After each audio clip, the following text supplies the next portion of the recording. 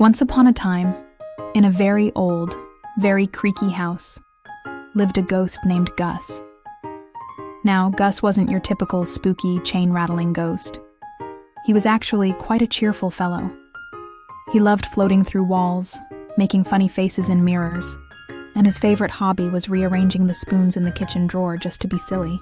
But Gus had a secret, a big, wobbly, jello-like secret.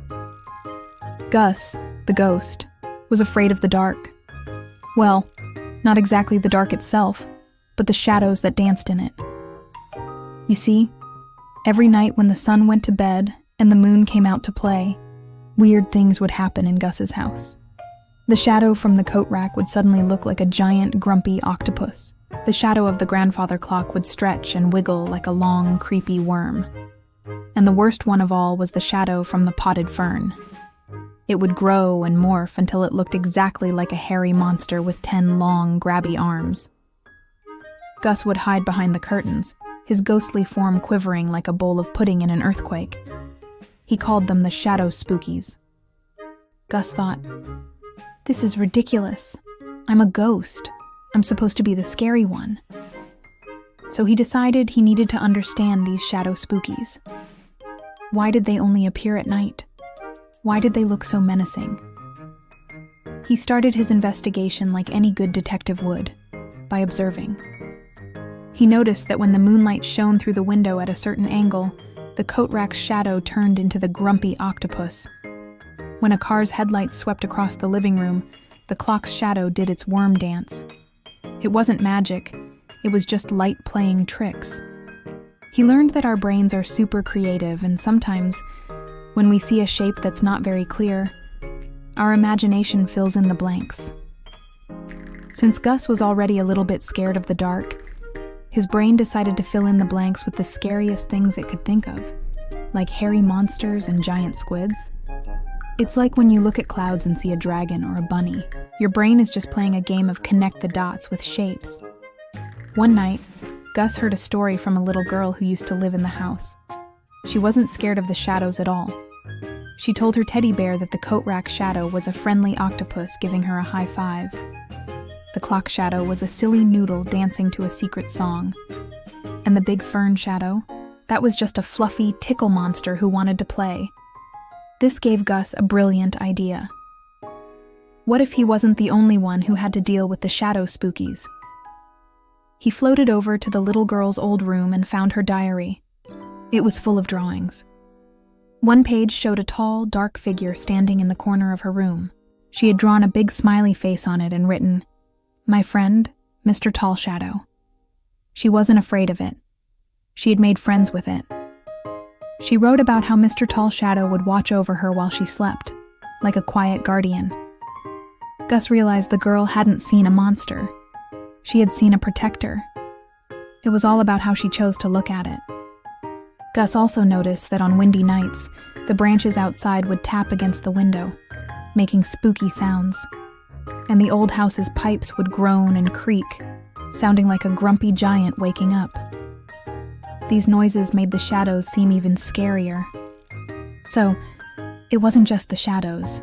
It was the sounds, the wind, and the creaky old house all working together to create a super spooky show. Gus realized that even the smallest thing, like a curtain fluttering in the breeze, could make a shadow look like it was moving all on its own. It was a perfect storm of scariness. Armed with this new knowledge, Gus decided it was time to face his fears. He didn't need a magic wand or a superhero cape. He just needed a new attitude and maybe a flashlight. The next night, as the shadows began to grow, Gus took a deep, ghostly breath. The coat rack octopus appeared.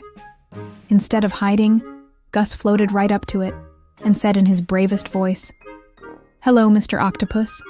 Would you like to learn how to juggle teacups?" The shadow, of course, didn't answer. It was just a shadow.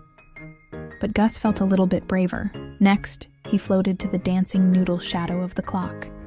"Nice moves," he cheered. "But can you do the ghostly wobble?" Gus started wiggling and jiggling, and he imagined the shadow was dancing with him. It was actually fun.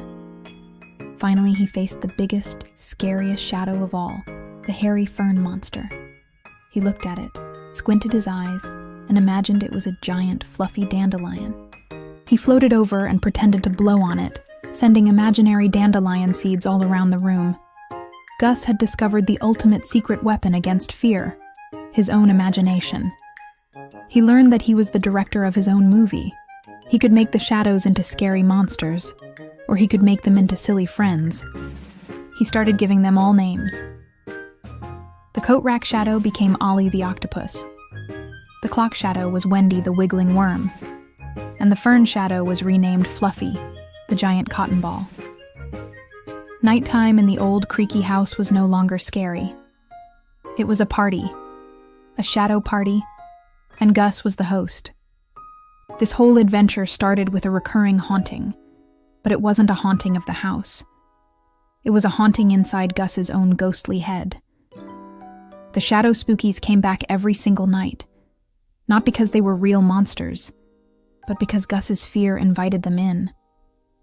Once he understood that he was in control, that the shadows were just playful shapes, the haunting stopped. He learned that sometimes, the scariest things are the ones we create in our own minds, and the best way to defeat them is to turn on a light, whether it's a real flashlight or just the light of a little bit of silliness and imagination. From that day on, Gus the ghost was never afraid of the dark again. In fact, he looked forward to it, waiting for his shadow friends to come out and play. Thanks for watching our story. Don't forget to like and subscribe for more fun tales.